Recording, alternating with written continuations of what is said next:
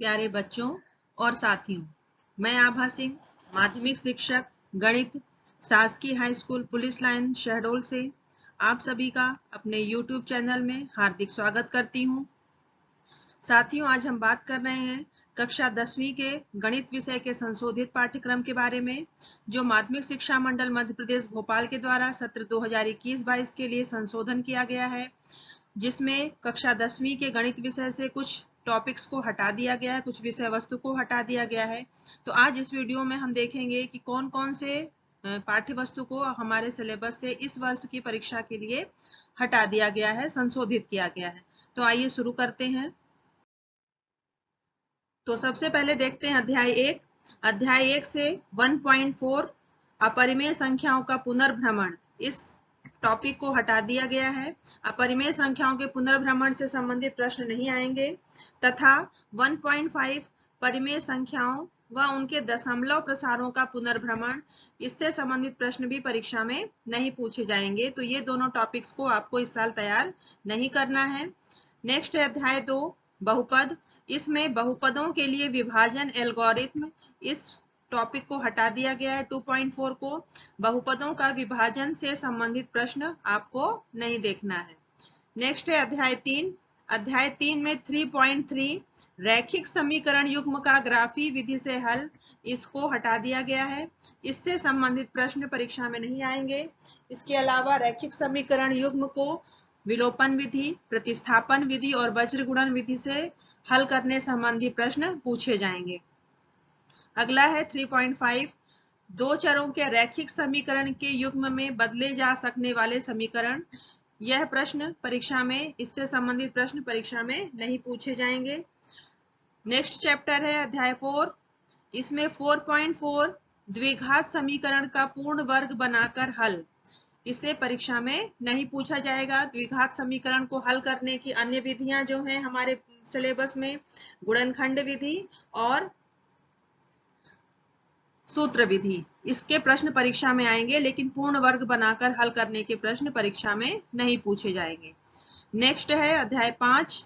अध्याय 5 5.4 एपी के प्रथम 4 पदों का योगफल, समांतर श्रेणी के प्रथम 4 पदों का योगफल से संबंधित प्रश्न परीक्षा में नहीं आएंगे। इसके अलावा बाकी समांतर श्रेणी के अन्य प्रश्नों को आपको हल करना है।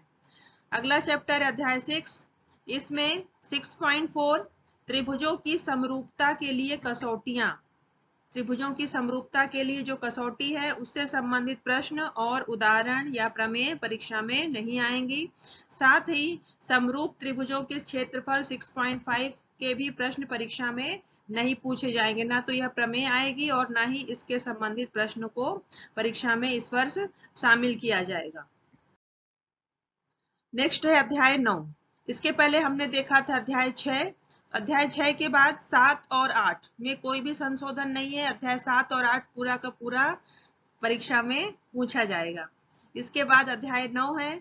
अध्याय 9 में त्रिकोणमिति के कुछ अनुप्रयोग, यह पूरा का पूरा चैप्टर ही आपका हटा दिया गया है, क्योंकि इसमें एक ही एक्सरसाइज थी त्रिकोणमिति के अनुप्रयोग। तो यह अध्याय 9 पूरा का पूरा हट गया है, इसके सवाल परीक्षा में नहीं पूछे जाएंगे। नेक्स्ट अध्याय 10 आता है, जो यहाँ नहीं लिखा है, इसका मतलब है कि अध्याय 10 को भी संशोधित नहीं किया गया है, उसे आपको पूरा देखना है। अध्याय 11।